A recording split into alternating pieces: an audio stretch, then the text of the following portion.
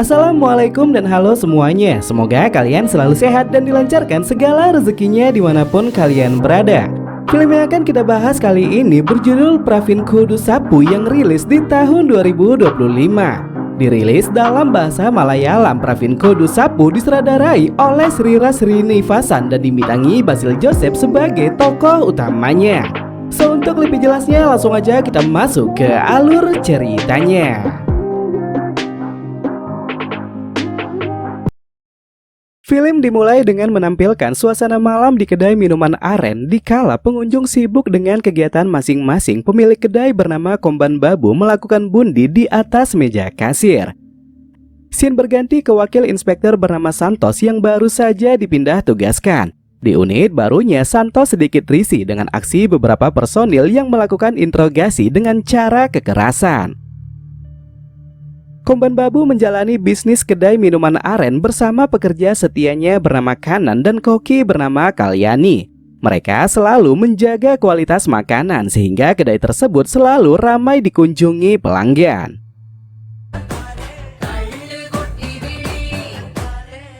Malam hari sebelum insiden berlangsung, 11 orang pelanggan berada di kedai minuman sampai larut malam. Dan salah satunya adalah pensiunan angkatan laut bernama Sani yang merupakan teman baik dari Kanan.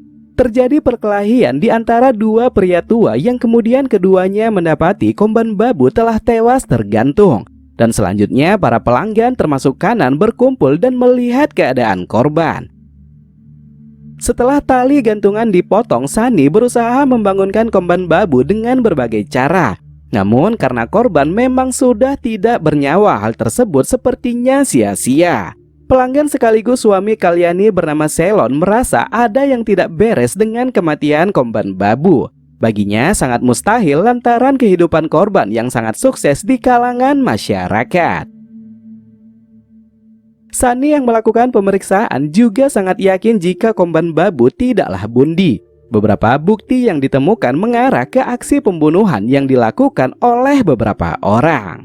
Sani melaporkan kejadian tersebut kepada pihak kepolisian. Dan sebelum mereka tiba, Sani mengecek semua sudut untuk memastikan apakah ada orang lain yang menyusup ke kedai minuman. Lantaran dua kunci pintu yang menjadi akses keluar masuk masih berada di meja, Sani sangat yakin tidak ada orang lain selain mereka. Dan di sisi lain, beberapa pelanggan yang sudah sangat mabuk malah berkelahi di tengah keadaan genting tersebut.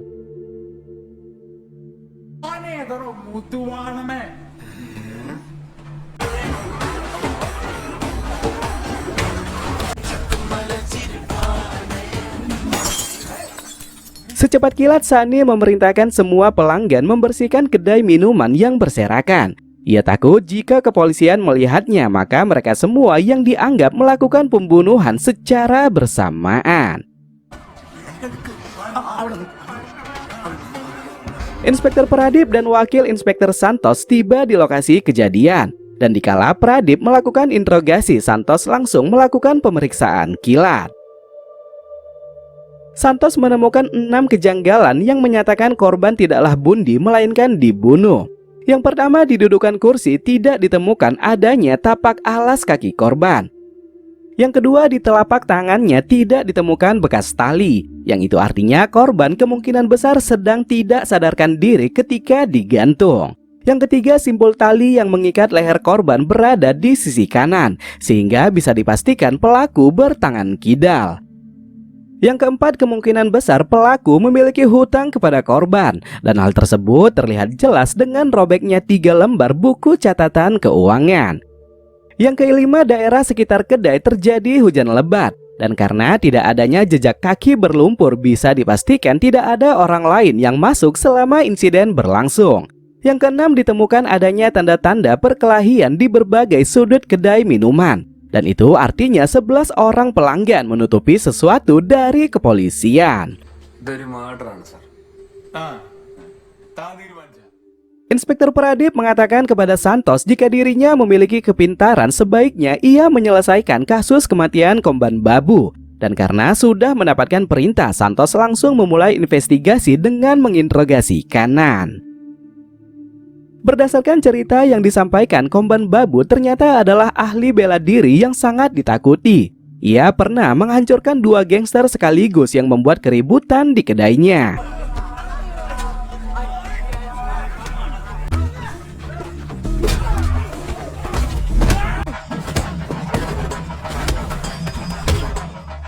Namun kebrutalan yang dimiliki Kumban Babu ternyata membuat beberapa wanita menjadi tergoda. Dan salah satunya adalah istri Kanan sendiri bernama Merinda.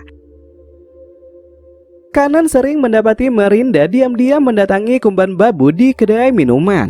Dan mengetahui sang istri berselingkuh, Kanan menjadi sangat marah dan hal tersebut diketahui oleh semua warga desa.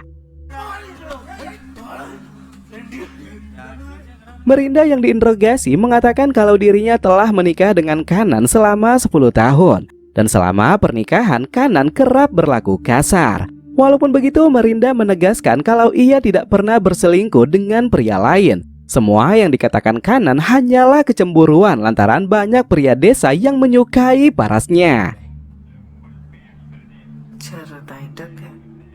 Sekitar 4 tahun silam, Kanan dengan sengaja melukai Merinda yang tengah hamil. Dan karena perbuatannya, bayi yang dikandung harus meninggal dunia.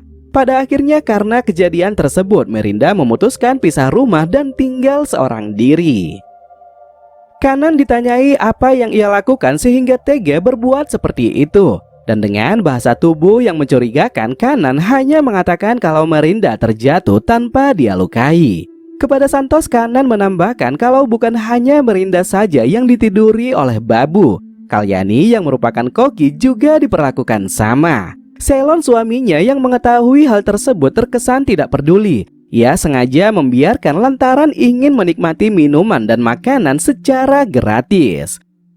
Setahun menjalani pernikahan, Kanan berubah menjadi pria pencemburu. Beberapa kali pria desa datang ke rumahnya. Kanan selalu menganggap mereka berniat tidak baik. Sampai di suatu hari ketika Babu mendatangi kediaman mereka, Kanan beranggapan kalau sang istri telah melakukan perselingkuhan. Diinterogasi selanjutnya, Selon mengatakan jika penduduk desa sebenarnya ragu jika bayi yang dikandung Merinda adalah bayi Kanan. Mereka semua percaya kalau bayi tersebut adalah hasil hubungan gelap Merinda dengan Kumban Babu. Santos melanjutkan interogasi dan kali ini ia menemui kepala sekolah bernama Giors yang juga berada di kedai minuman. Giors mengatakan jika malam itu mereka berada di salah satu ruangan dan sedang bermain kartu yang dipimpin oleh Kanan. Namun sebelum bermain, ia juga sempat mendengar Kanan memerintahkan Kalyani pulang lebih awal. Kepolisian mendapatkan temuan baru jika di tubuh Kumban Babu terdapat kandungan obat penenang dengan dosis tinggi. Dan mengingat Kanan adalah peraciknya, Santos memintanya menjelaskan semuanya. Kanan mengatakan kalau obat penenang di kedai minuman bukanlah hal yang baru. Beberapa pelanggan juga minta diracik seperti itu. Begitu pula Kumban Babu, ia sering meminta Kanan menuangkan obat penenang untuk meninggikan dosis. Selanjutnya Santos kembali menginterogasi Ceylon dan juga Kalyani.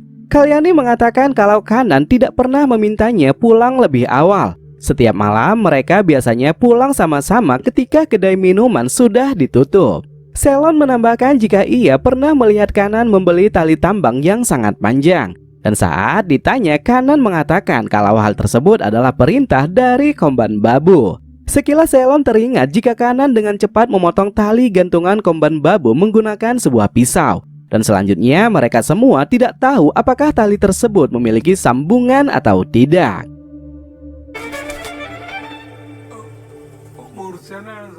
Diinterogasi selanjutnya, Sani mengatakan jika Kanan sebenarnya adalah seorang pesulap profesional. Dan di beberapa kesempatan ia sering menunjukkan bakatnya di hadapan para pelanggan. Selama insiden yang menimpa Kumban Babu, Sani mengatakan kalau Kanan menjadi joker dan memimpin permainan kartu.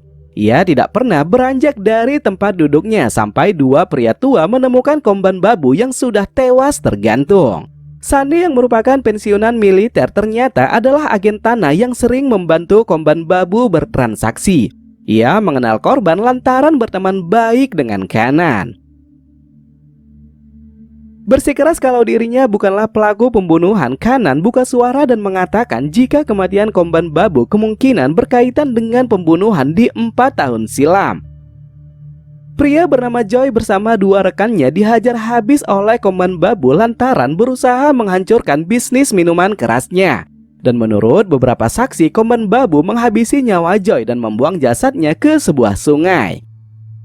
Kanan mengatakan kalau korban Babu sebenarnya memiliki hubungan baik dengan salah satu perwira tinggi di kepolisian. Sehingga dengan begitu tidak ada satupun saksi mata yang mau menceritakan kejadian tersebut. Merinda memberitahu jika di malam sebelum pembunuhan korban Babu, ia sempat melihat pria asing berbadan besar mondar-mandir di belakang kedai minuman. Dan tak lama setelahnya Sunny menyamperi pria itu. Santos teringat jika Sunny pernah mengatakan kalau dirinya merupakan seorang agen tanah yang sering membantu korban Babu. Dan mengingat 3 lembar catatan yang menghilang, Santos sangat yakin jika catatan tersebut adalah daftar transaksi penjualan tanah. Kanan menambahkan jika Sunny sempat batuk dan meminum air dengan jumlah yang banyak. Dan tak hanya itu saja, permainan kartu yang mereka lakukan sebenarnya adalah ide dari Sunny. Dari 2 informasi yang disampaikan, Santos berpikir kalau dalang di balik pembunuhan korban Babu adalah Sunny. Sebelum mampir ke kedai minuman, Sunny diam-diam memasukkan pria berbadan besar dan melakukan pembunuhan saat mereka tengah bermain kartu. Mengingat 3 lembar catatan yang menghilang, Santos berpikir jika catatan tersebut adalah hutang Sunny kepada korban Babu. Ia sengaja menelannya agar tidak ada yang mengetahui kalau dirinya memiliki masalah hutang piutang dengan korban.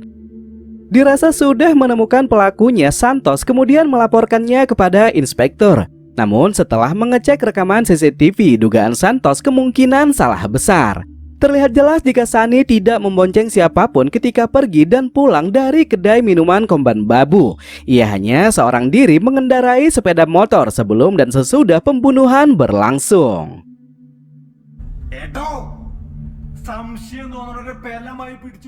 Kanan yang sudah dibebaskan memberitahu semua kecurigaan Santos kepada Sunny. Dan tidak habis pikir, Kanan mengatakan jika Santos sebenarnya menyembunyikan sebuah fakta dari mereka. Korban pembunuhan 4 tahun silam yang bernama Joy ternyata berasal dari kota Trisur dan memiliki nama belakang Ethan.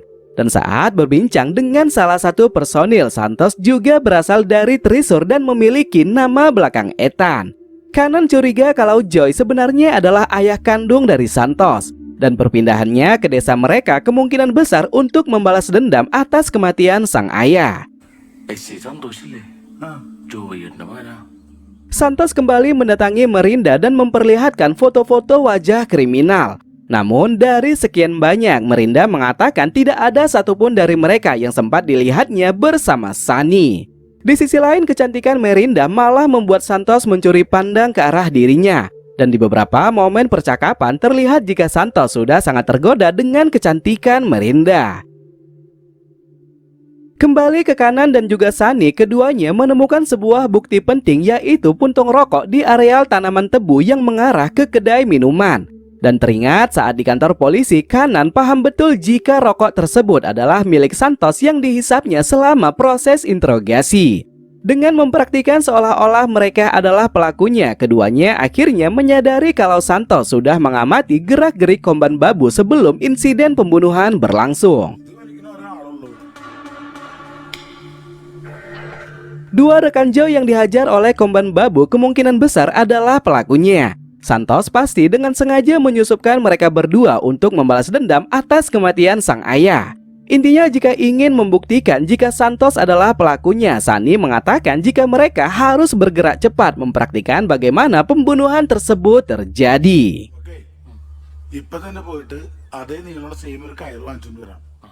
Malam hari, Santos mendapatkan telepon dari Merinda yang mengatakan ada seseorang yang berusaha menyerangnya dari luar rumah. Orang tak dikenal tersebut melemparkan batu ke arah jendela dan mulai berjalan mendekat.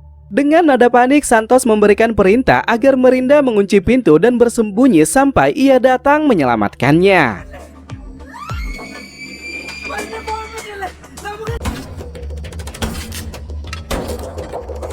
Di sisi lain, Kanan yang sedang dalam perjalanan diikuti sebuah truk yang kemudian mengejarnya secara brutal. Dan pada akhirnya setelah tersudut, Kanan diseruduk hingga masuk ke dalam jurang.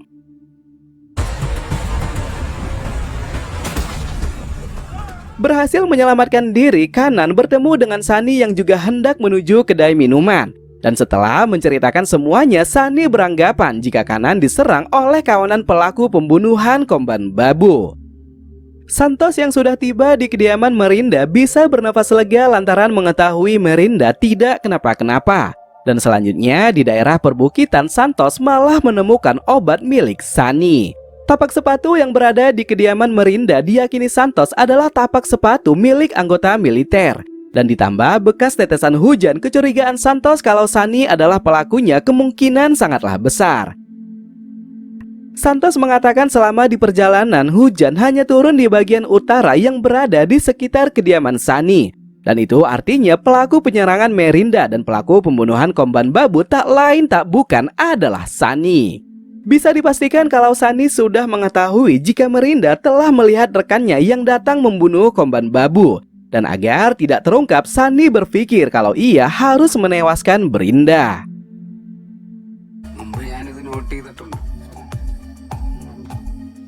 Dengan menggunakan 3 karung goni yang beratnya sama dengan berat korban babu, Sunny dan Kanan mempraktikkan bagaimana 2 rekan Joy melakukan pembunuhan. Namun dengan usaha yang maksimal, hal tersebut tidaklah sesuai seperti yang mereka pikirkan.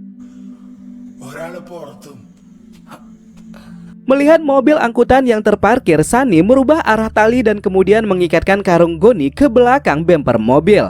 Dan saat dimasukkan gigi 1, mobil tersebut mampu mengangkat karung goni yang beratnya sama dengan berat korban babu. Setelah yakin Sunny adalah pelakunya, Santos tiba-tiba saja mendapatkan kabar pembunuhan di depan kedai minuman yang ternyata sudah hangus terbakar. Dan betapa terkejutnya Santos setelah mengetahui jika korban pembunuhan ternyata adalah Sunny. Flashback 1 jam sebelumnya, Sunny mengatakan kalau pelaku pembunuhan yang mereka cari sebenarnya bukanlah Santos. Pelaku pembunuhan korban babu tak lain tak bukan adalah Merinda dan sahabatnya sendiri, yaitu Kanan. Sunny sangat mengerti jika Kanan melakukan pembunuhan menggunakan trik sulapnya untuk mengelabui semua orang. Dan permainan yang dilakukan Kanan bukan hanya di malam insiden, melainkan sudah bertahun-tahun, termasuk membuat cerita jika Merinda melakukan perselingkuhan dengan korban babu.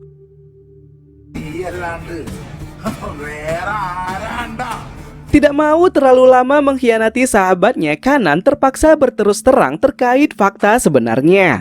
Dan melalui cerita yang disampaikan, scene flashback kemudian diperlihatkan. 4 tahun silam ketika korban babu melakukan pembunuhan kepada Joy, ternyata satu-satunya orang yang melihat kejadian tersebut adalah Kanan. Dan takut tersebar ke semua orang, korban babu langsung memberikan pelajaran dengan menghajar Kanan. Tanpa disangka, Merinda yang turut meredakan kemarahan korban babu malah terkena imbasnya. Ia yang tengah hamil 7 bulan ditendang oleh korban babu hingga bayi yang dikandungnya meninggal dunia. Sejak saat itu, Kanan dan Merinda bertekad membunuh korban babu. Namun sadar jika balas dendam yang akan mereka lakukan tidaklah mudah, keduanya mulai menyusun rencana dengan membuat drama yang sangat matang. Hal pertama yang dilakukan keduanya adalah membuat isu perselingkuhan yang kemudian dipercayai warga desa. Momen ketika Ceylon melihat Merinda ke kedai minuman ternyata adalah bagian dari skenario utama. Dan setelah berhasil memperdaya penduduk desa, muncul stigma kalau di antara Kanan dan Merinda terjadi masalah rumah tangga. Selanjutnya, hal kedua yang dilakukan Kanan adalah menyiapkan semua peralatan untuk pembunuhan korban babu. Dan saat semuanya sudah selesai, Kanan mencampurkan obat penenang yang sangat banyak di minuman yang dikonsumsi oleh korban babu. Agar tidak ada yang mengetahui kedatangan Merinda, Kanan memasang kaca pemantul di sisi jendela bagian atas. Dan selanjutnya, setelah semua sibuk dengan kegiatan masing-masing, Kanan memasang tali di leher korban babu. Sempat ada yang melihat korban babu ketika Kanan selesai mengaitkan tali. Namun karena kondisinya sudah sangat mabuk, orang tua tersebut tidak menyadarinya.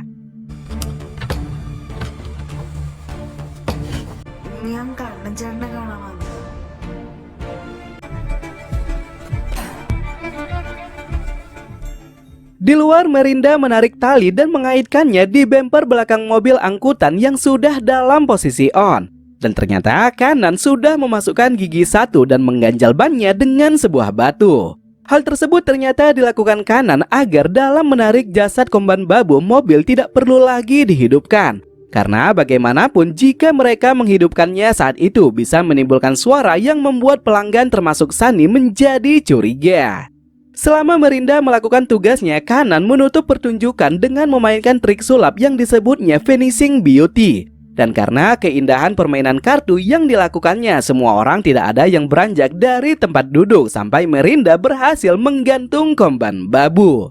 Setelah dua orang tua yang berkelahi melihat korban babu tergantung, Kanan dengan cepat memotong tali di sisi atas. Dan selanjutnya tali tersebut ditarik dengan rapi oleh Merinda.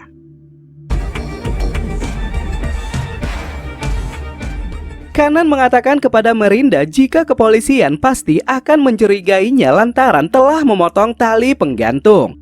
Namun walaupun begitu, Kanan akan memainkan sebuah trik lagi untuk mengacaukan investigasi kepolisian. Momen dimana saat Kanan diinterogasi, diam-diam ia mengumpulkan puntung rokok Santos dan membuangnya di sekitar kedai minuman. Dan selanjutnya cerita bohong yang menyatakan kalau Santos adalah putra Joy. Kanan mengatakan kepada Sunny jika Santos adalah pelakunya. Momen dimana Merinda melaporkan penyerangan kepada Santos, ternyata hal tersebut adalah bagian dari rencana mereka. Kanan menjatuhkan obat yang sering dikonsumsi oleh Sunny, sehingga dengan begitu Santos semakin yakin jika Sunny adalah pelakunya. Setelah mengetahui fakta sebenarnya, Sunny memaksa Kanan menyerahkan diri ke kantor polisi. Akan tetapi karena ia mau melindungi sang istri karena tidak punya pilihan lain selain membunuh Sunny. Di sisi lain, Kanan juga sudah membakar habis kedai minuman agar kepolisian tidak menemukan bukti yang berkaitan dengan pembunuhan korban babu. Dan walaupun tugasnya sudah selesai, Kanan mengatakan kepada Merinda kalau ia sangat menyesal telah menghabiskan nyawa sahabatnya. Sadar jika saat ini Sunny bukanlah pelaku yang dicari, Santos langsung bergerak cepat mendatangi kediaman Merinda. Dan di sana ia pun berhadapan dengan Kanan yang membuat skenario dengan menyandra Merinda.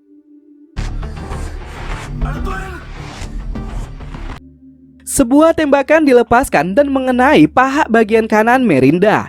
Dan selanjutnya Kanan yang tidak bisa melarikan diri akhirnya berhasil diringkus dengan mudah.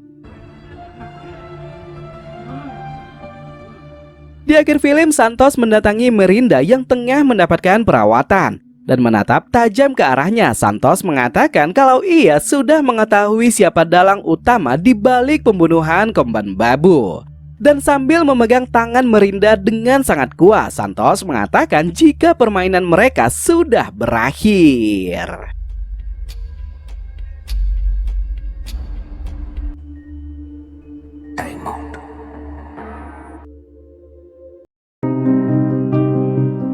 So mungkin sampai di sini aja ya cerita kali ini. Makasih banyak yang sudah hadir. Jika ada kata-kata saya yang salah, mohon dimaafkan. Saya Ahmad pamit undur diri. Tetap hidup sehat. Thanks for watching and see you to the next video. Bye bye.